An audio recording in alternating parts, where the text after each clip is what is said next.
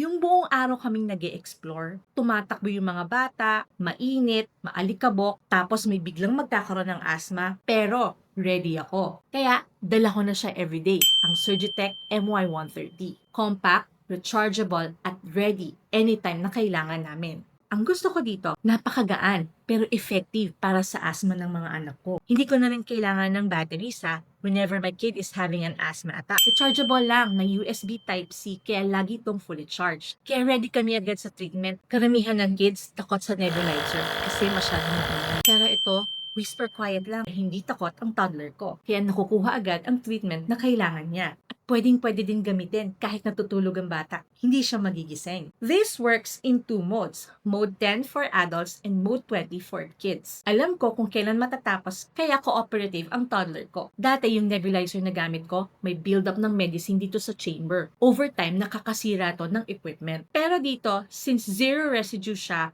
at may self-cleaning function pa, tatagal talaga yung lifespan nito. Ang peace of mind na nakukuha ka dito, priceless. Kaya kung gusto nyo mag-travel, mag-explore, at mag-enjoy as a family, add mo na sa Yellow Basket.